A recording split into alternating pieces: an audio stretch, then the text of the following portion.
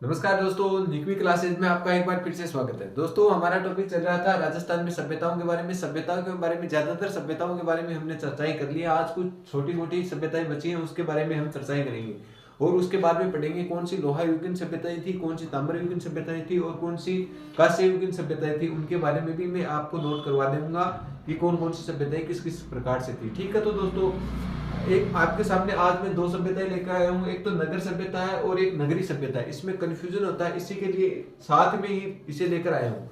तो नगर सभ्यता कहाँ स्थित है, इसके बारे में आपसे पूछ लिया जाए तो यह कहाँ है। आपसे पूछ लिया जाए यह कहाँ है, तो ये टोंक में है।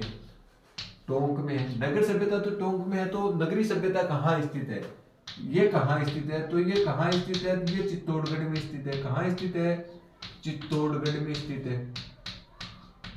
चित्तौड़गढ़ में स्थित है। आपसे पूछ ली जाए नगर सभ्यता कहाँ स्थित है, जब तो आपको क्या आंसर में देना है, टोंक आंसर में देना है। और आपसे पूछ ली जाए नगरीय सभ्यता, नगरी सभ्यता कहाँ स्थित है, तो कहाँ स्थित है, चित्तौड़गढ़ में स्थित है। अब बात करते हैं हम इसकी नदी की। तो ये नगर सभ्यता तो किस नदी पर स्थित है और वो किस नदी पर स्थित है, नगरी सभ्यता। तो बात करते हैं ये नदी, ये कौन सी नदी पर स्थित है, तो ये नदी बनास नदी पर स्थित है। कौन सी नदी पर, बनास नदी पर स्थित है। ठीक है दोस्तों, नगर सभ्यता बनास नदी पर स्थित है और ये नगरी सभ्यता कौन सी नदी पर है, बेड़च नदी पर स्थित है। ये कौन सी नदी पर स्थित है, बेड़च नदी पर स्थित है। तो आपसे पूछ लिया जाए नगरी सभ्यता किस नदी पर स्थित है, बेड़च नदी पर स्थित है। अब आगे बात करते हैं इनकी खोज करने का। इसकी खोज करने का काम किसने किया था, तो केदारनाथ पुरी ने किया था। नगर सभ्यता की खोज व उत्खनन दोनों ने एक ही साथ किया था, खोज। तो इसकी खोज व उत्खनन भी लिख लो साथ में, उत्खनन। खोज व उत्खनन किसने किया था, इसका तो केदारनाथ पुरी ने किया था। केदारनाथ पुरी ने इसका क्या किया था, उत्खनन किया था। जबकि नगरीय सभ्यता का उत्खनन व खोज, इसका उत्खनन व खोज किसने किया, उत्खनन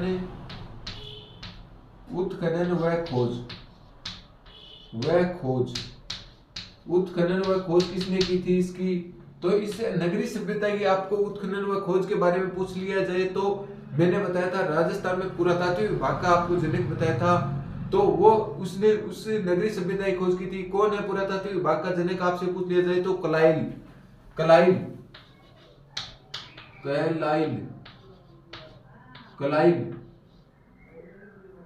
ने क्या की थी, ने क्या की थी, इस नगरीय सभ्यता की खोज की थी। आगे बात करते हैं इसका अन्य किस नाम से जाना जाता है, तो इसे अन्य किस नाम से जाना जाता है, अन्य नाम।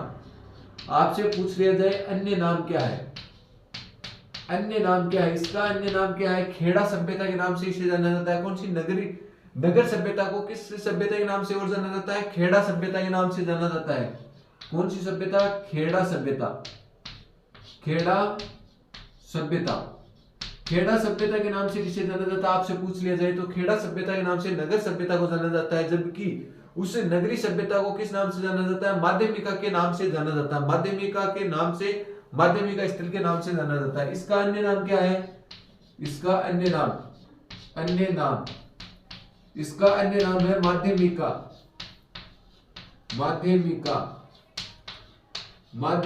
स्थल। तो नगरीय सभ्यता को किस स्थल के नाम से जाना जाता है, माध्यमिका स्थल के नाम से जाना जाता है। ठीक है दोस्तों, आगे बात करते हैं। ये मालव जनपद का हिस्सा थी। मालव जनपद के यहाँ क्या मिले हैं, सिक्के प्राप्त हुए हैं, जबकि वहां शिव जनपद के सिक्के प्राप्त हुए हैं। यहां तो लिखो दोस्तों, मालव जनपद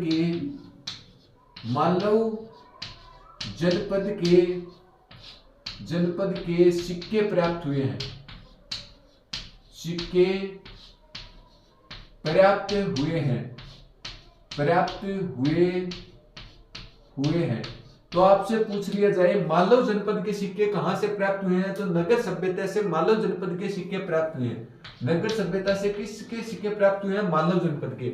आपसे पूछ लिया जाए नगरीय सभ्यता से कहां के सिक्के प्राप्त हुए हैं, तो शिव जनपद के सिक्के प्राप्त हुए हैं। तो आपको यहां से पूछ लिया जाए, देखो यहां से शिव जनपद के सिक्के प्राप्त हुए हैं। शिव जनपद के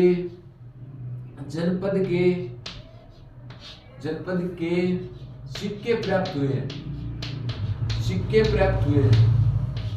सिक्के प्राप्त हुए हैं। तो आपसे पूछ लिया जाए शिव जनपद के सिक्के हमें कहां से प्राप्त हुए हैं, तो नगरी सभ्यता से हमें शिव जनपद के सिक्के प्राप्त हुए हैं। ठीक है दोस्तों, एक बार हम इसका फिर से रिवीजन करते हैं कि कौन कौन सी सभ्यताएं हमने अभी पढ़ी है। तो एक तो नगर सभ्यता पढ़ी है और एक नगरी सभ्यता पढ़ी है। नगर सभ्यता कहाँ स्थित है, तो टोंक में स्थित है, जबकि नगरी सभ्यता कहाँ स्थित है, तो चित्तौड़गढ़ के अंतर्गत स्थित है। नगर सभ्यता बनास नदी के ऊपर स्थित है, जबकि नगरी सभ्यता बेड़च नदी के ऊपर स्थित है। ठीक है दोस्तों, बात करते हैं इसका उत्खनन व खोज की। तो नगर सभ्यता का उत्खनन व खोज किसने किया था, केदारनाथ पुरी ने किया था, जबकि नगरी सभ्यता का उत्खनन व खोज किसने किया था, कलाइन ने किया था। कलाइन क्या है, राजस्थान के पुरातात्विक विभाग का जनक है। ठीक है दोस्तों, आगे बात करते हैं नगर सभ्यता को अन्य किस नाम से जाना जाता है, तो खेड़ा सभ्यता के नाम से जाना जाता है, जबकि नगरी सभ्यता को अन्य किस नाम से जाना जाता है, तो आपसे पूछ लिया जाए तो माध्यमिका स्थल के नाम से जाना जाता है। ठीक है दोस्तों, आगे बात करते हैं मालव जनपद के सिक्के कहां से प्राप्त हुए हैं, तो आपसे पूछ लिया जाए तो नगर सभ्यता से मालव जनपद के सिक्के प्राप्त हुए हैं। ठीक है दोस्तों, इसी को आगे बढ़ाते हुए आपसे पूछ लिया जाए शिव जनपद के सिक्के कहां से प्राप्त हुए, मतलब शिव जनपद के सिक्के आपसे पूछ लिए जाए तो कहां से प्राप्त हुए हैं, नगरी या माध्यमिका से हमें शिव जनपद के सिक्के प्राप्त हुए। तो ये थी आपकी दोस्तों दो सभ्यताएं। आगे की और सभ्यताओं के बारे में आगे और अध्ययन करते हैं, इससे पहले आप एक बार इसका स्क्रीनशॉट ले लें।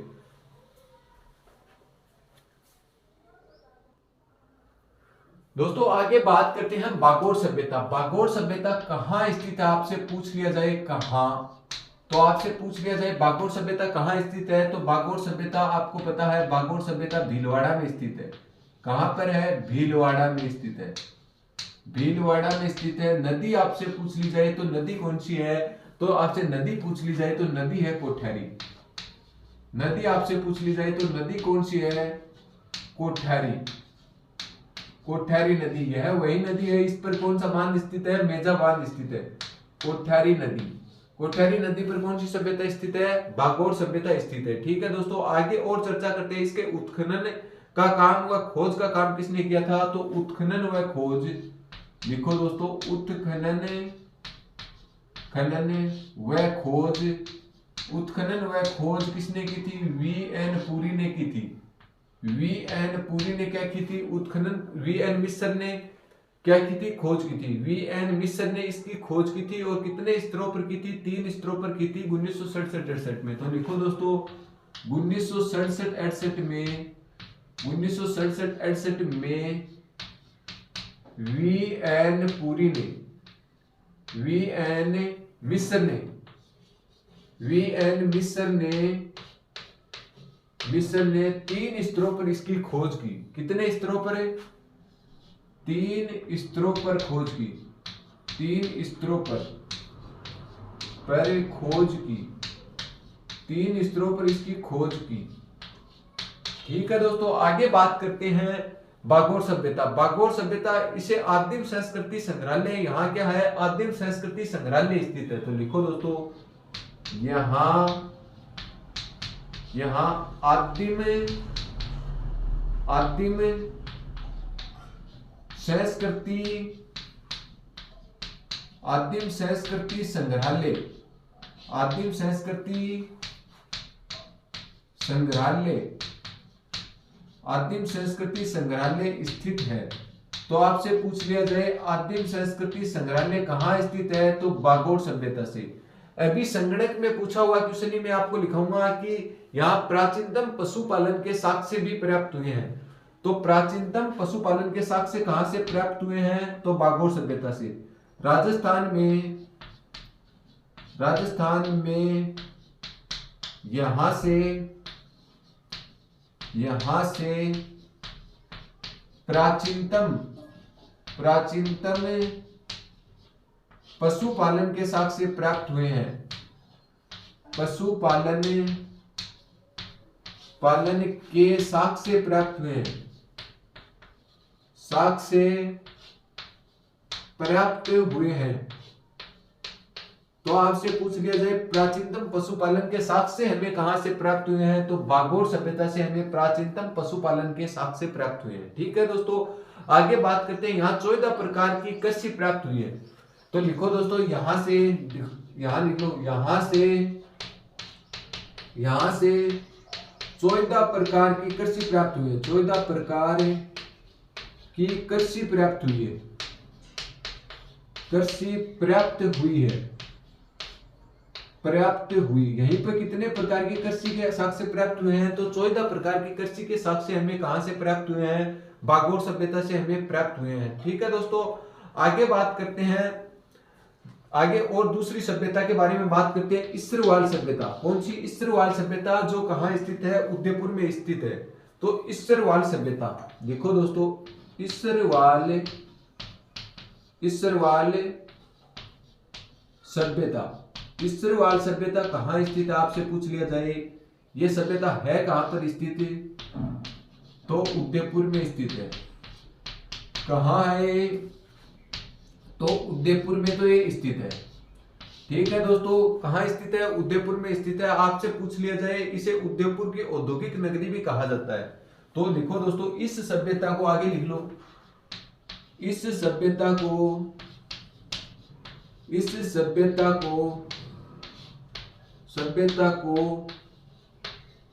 उदयपुर की औद्योगिक नगरी कहा जाता है। उदयपुर की औद्योगिक नगरी कहा जाता है, औद्योगिक नगरी कहा जाता है, नगरी कहा जाता है। तो उदयपुर की औद्योगिक नगरी किसे कहा जाता है? इसरवाल सभ्यता को कहा जाता है। ठीक है दोस्तों, आगे बात करते हैं इसमें से और क्या साक्ष्य प्राप्त हुए हैं। यह लोहा युगीन सभ्यता है, यहां लोहे से संबंधित उद्योग प्राप्त हुए हैं। तो लिखो दोस्तों, यहां से लोहे से संबंधित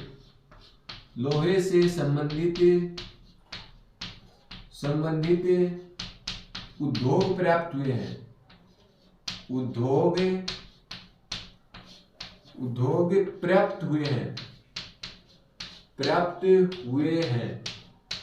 एक दोस्तों, यहां से ऊंट के साक्ष्य भी प्राप्त हुए हैं। आपसे पूछ लिया जाए ऊंट के साक्ष्य कहां से प्राप्त हुए हैं? तो ऊंट के साक्ष्य इसरवाल सभ्यता से, उदयपुर से प्राप्त हुए हैं। तो लिखो दोस्तों, यहां से ऊंट के साक्ष्य प्राप्त हुए हैं, यहां से ऊंट के साक्ष्य प्राप्त हुए हैं, ऊंट के साक्ष्य प्राप्त हुए हैं। तो ऊंट के साक्ष्य कहां से प्राप्त हुए हैं? आपसे पूछ लिया जाए तो इसरवाल सभ्यता से ऊंट के साक्ष्य भी प्राप्त हुए हैं। ठीक है दोस्तों, 5 प्रकार की बस्तियों के प्रमाण मिले हैं। तो लिखो दोस्तों, यहां से 5 प्रकार की बस्तियों के प्रमाण मिले हैं, बस्तियों के प्रमाण मिले। तो आपसे पूछ लिया जाए 5 प्रकार की बस्तियों के प्रमाण कौन सी सभ्यता से मिले हैं? तो इसरवाल सभ्यता से मिले हैं। ठीक है दोस्तों, यह प्राग ऐतिहासिक काल से लेकर मध्य ऐतिहासिक काल तक की सभ्यता है। इसका विकास लिखो दोस्तों, इसका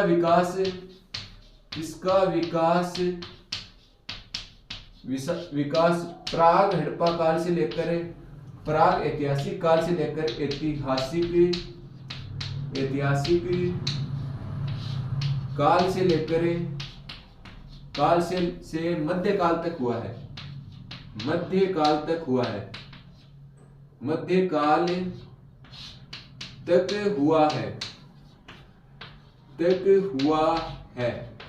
ठीक है दोस्तों, ये थी आपकी प्रमुख सभ्यताएं। अब हम पढ़ेंगे कि कौन सी कांस्य युगीन सभ्यता थी और कौन सी लोहा युगीन सभ्यता थी, उनके बारे में डिवाइडेशन करेंगे।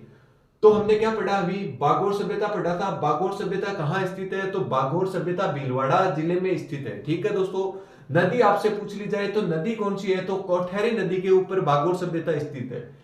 इसकी खोज आपसे पूछ ली जाए, बागोर सभ्यता की खोज 1967-68 में वी.एन. मिश्र ने क्या की थी? खोज करने का काम किया था। और खोज भी कितने स्तर पर की थी? तो 3 स्तरों पर इस सभ्यता की खोज हुई है, बागोर सभ्यता की। ठीक है दोस्तों, यहां से 14 प्रकार के कृषि प्राप्त करने के साक्ष्य प्राप्त हुए हैं। तो 14 प्रकार की कृषि कहां की जाती है? बागोर सभ्यता में। यहाँ आदिम संस्कृति संग्रहालय स्थित है। तो आपसे पूछ लिया जाए आदिम संस्कृति संग्रहालय कहाँ स्थित है? तो बागोर स्थल कहाँ पड़ता है? भीलवाड़ा में। और ये क्वेश्चन के स्टार लगा लो, ये कई बार क्वेश्चन पूछा हुआ है। राजस्थान में प्राचीनतम पशुपालन के साक्ष्य कहां से प्राप्त हुए हैं? तो बागोर सभ्यता भीलवाड़ा से प्राप्त हुए हैं। आगे बात करते हैं इसरवाल सभ्यता कहां स्थित है? तो कहां स्थित है? तो उदयपुर में स्थित है। इसमें लोहे के संबंधित उद्योग पाए गए हैं, इसीलिए इसे क्या कहा जाता है? उदयपुर का औद्योगिक नगर कहा जाता है। तो आपको उदयपुर का औद्योगिक नगर पूछ ले तो किस सभ्यता को कहा जाता है? इसरवाल सभ्यता को कहा जाता है। ठीक है दोस्तों, यहां से ऊंट के दांत के साक्ष्य प्राप्त हुए हैं। ऊंट के दांत के साक्ष्य प्राप्त हुए हैं। ठीक है दोस्तों, इसरवाल सभ्यता से। ये कई बार क्वेश्चन पूछा हुआ है, ऊंट के दांत के साक्ष्य कहां से प्राप्त हुए हैं? तो इसरवाल सभ्यता उदयपुर से हमें ऊंट के दांत के साक्ष्य प्राप्त हुए हैं। ठीक है दोस्तों, यहाँ 5 प्रकार की बस्तियों के प्रमाण मिले हैं। तो कितने प्रकार की बस्तियों के प्रमाण यहां से हमें मिले हैं इसरवाल सभ्यता से? तो 5 प्रकार के। और इसका विकास प्राग ऐतिहासिक काल व मध्य इतिहास काल तक हुआ था। प्राग इतिहास काल से लेकर मध्य इतिहास काल तक इसका क्या हुआ था? विकास हुआ था। ठीक है दोस्तों, एक बार आप इसका स्क्रीनशॉट लें, फिर हम आगे बढ़ते हैं। दोस्तों वैसे तो हमारा सभ्यताओं का टॉपिक खत्म हो गया, परंतु उसमें हम ये देखते हैं कि लोहा युगीन सभ्यताएं कौन कौन सी हमने पढ़ी थी, कांस्य युगीन सभ्यताएं हमने कौन कौन सी पढ़ी थी, इसके बाद में ताम्र पाषाणकालीन सभ्यताएं कौन कौन सी पढ़ी थी, और मध्य पाषाणकालीन सभ्यताएं कौन कौन सी पढ़ी थी, इनके बारे में हम चर्चाएं करते हैं। क्योंकि इनसे डायरेक्ट क्वेश्चन पूछा जाता है कि ये सभ्यता लोहा निम्नलिखित में से कौन सी लोहा युगीन सभ्यता है, निम्नलिखित में से कौन सी ताम्र पाषाणकालीन सभ्यता है, निम्नलिखित में से कौन सी मध्य पाषाणकालीन सभ्यता है, या इस प्रकार से इनमें से कौन सी ताम्र पाषाणकालीन सभ्यता नहीं है। इस प्रकार से क्वेश्चन पूछे जाते हैं आपसे। तो मैंने देखा कि आपको डायरेक्ट एक जगह पे नोट करवा दूं तो आपको पढ़ने में आसानी होगी। वैसे तो मैंने हर सभ्यता पढ़ाई है, तो उसमें लिखाया भी है कि ये कौन से प्रकार की सभ्यता है। ठीक है, तो दोस्तों हम बात करते हैं लोहा युगीन सभ्यता। लोहा युगीन सभ्यता में बेराट रेड नोह इसरवाल, बेराट रेड नोह कहां पड़ती है? रेड टोंग में बताया था, नोह भरतपुर में बताया था। इसरवाल अभी इसी कक्षा में पढ़ाया है। इसरवाल कहां? उदयपुर में पड़ती है।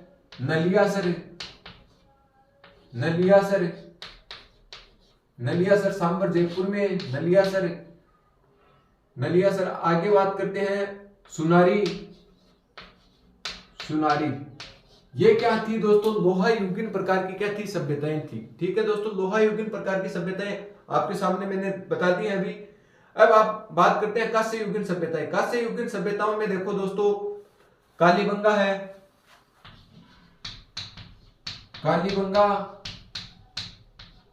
कालीबंगा के बाद में आगे बात करते हैं सोथी सभ्यता भी है।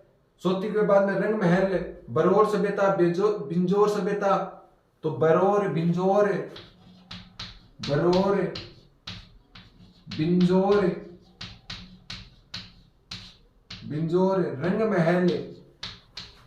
रंग महल और सोथी सभ्यता। ये मैंने आपको पढ़ाई नहीं है पहले। सोथी सभ्यता, इसके बारे में लिखो दोस्तों। सोथी सभ्यता है कहां पे? ये है तो बीकानेर में। आपसे पूछ लिया जाए कहां स्थित है, तो बीकानेर में तो ये स्थित है सोथी सभ्यता। ठीक है दोस्तों, इसके लिए एक क्वेश्चन आता है, नोट लगा के लिख लो। इसे राजस्थान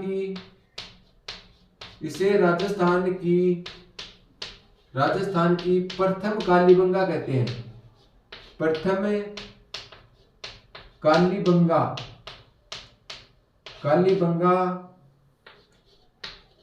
कहते हैं।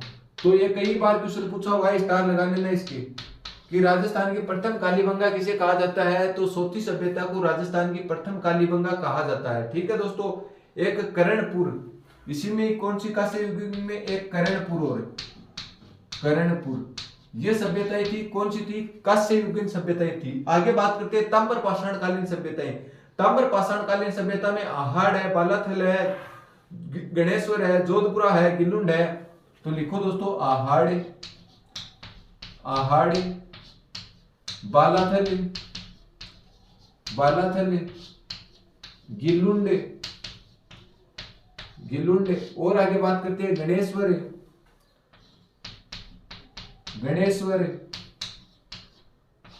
आहाड़, बालाथल, गिलुंड, गणेश्वर, जोधपुरा, जोधपुरा सभ्यता, जोधपुरा सभ्यता ये कैसी है, कांस्य युगीन सभ्यताओं में आती है जोधपुरा सभ्यता। ठीक है दोस्तों, आगे बात करते हैं मध्य पाषाणकालीन सभ्यता। मध्य पाषाण काल में किसका विकास हुआ था, तो मैंने अभी पढ़ाया है, एक तो बागोर सभ्यता, एक तिलवाड़ा सभ्यता, एक सोजत सभ्यता। बागोर सभ्यता, बागोर, एक तिलवाड़ा सभ्यता। तिलवाड़ा, तिलवाड़ा कहां पड़ता है, बालोतरा में। ये कहां पर है, कोष्टक में लिख लो बालोतरा, बालोतरा में। और एक सोजत सभ्यता, एक सोजत सभ्यता, ये मध्य पाषाणकालीन सभ्यताएं हैं।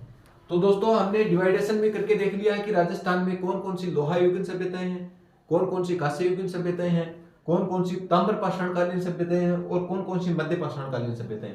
एक बार फिर से देख लो, लोहा युगीन सभ्यताएं, लोहा युगीन सभ्यता में बेराट है जयपुर में, वैसे तो कोटपुतली बहरोड में, अभी रेड टोंक में, नो है भरतपुर में, इसरवाल उदयपुर में, नलियासर सांबर में स्थित है, और सुनारी झुंझुनू में पड़ती थी पहले, तो वर्तमान में किसमें चली गई है, नीम का थाना में चली गई है। ठीक है दोस्तों, आगे बात करते हैं कांस्य युगीन सभ्यता। कांस्य युगीन सभ्यताओं में करणपुर है, कालीबंगा है, बरोर है, बेंजोर है, बेंजोर भीलवाड़ा में पड़ता है दोस्तों। आगे बात करते हैं रंग महल है, सोती सभ्यता। सोती सभ्यता कहां पर स्थित है, बीकानेर में है, और किस प्रकार की है, कांस्य युगीन सभ्यता है। और बात करें, इसे राजस्थान की प्रथम कालीबंगा कहा जाता है। तो ये क्वेश्चन मोस्ट है आपके लिए कि राजस्थान की प्रथम कालीबंगा किसे कहा जाता है, तो सोती सभ्यता को राजस्थान की प्रथम कालीबंगा कहा जाता है। ठीक है दोस्तों, आगे बात करते हैं ताम्रकालीन सभ्यता। ताम्रकालीन सभ्यताएं कौन सी है, तो आहड़ है, बालाथल है, गिलुंड है, आहड़, बालाथल, गिलुंड। गणेश्वर सभ्यता, जिसे क्या कहा जाता है, ताम्र युगीन सभ्यताओं की जननी कहा जाता है, और गणेश्वर सभ्यता कहां पर है, नीम का थाना में। और जोधपुरा सभ्यता ये कौन सी है, ये है ताम्र पाषाणकालीन सभ्यताएं। ठीक है दोस्तों, आगे बात करते हैं मध्य पाषाणकालीन सभ्यता में प्रमुख है बागोर सभ्यता और तिलवाड़ा सभ्यता। तिलवाड़ा सभ्यता में प्राचीनतम पशुपालन के साक्ष्य कहां से मिले हैं, बागोर सभ्यता से मिले हैं। और प्राचीनतम पशु मेला कहां पड़ता है, तिलवाड़ा बाड़मेर में पड़ता है। पहले बाड़मेर में पड़ता था, वर्तमान में कहां पर है, बालोतरा के अंतर्गत है। और कौन सी सभ्यता है, सोजत सभ्यता। इसी के साथ हमारा जो सभ्यताओं का टॉपिक था वो कंप्लीट हो गया है। अब आगे हम और एक नए टॉपिक की चर्चा करेंगे, अगली क्लास में करेंगे। तो उम्मीद करता हूं जो मैंने पढ़ाया वो आपको अच्छे से समझ में आया होगा। यदि कहीं पर भी आपको दिक्कत आ रही है, समझ में नहीं आ रहा है, तो हमें कमेंट करके बताया करो, जिससे हम आगे आने वाली कक्षाओं में और ज्यादा सुधार कर सकें।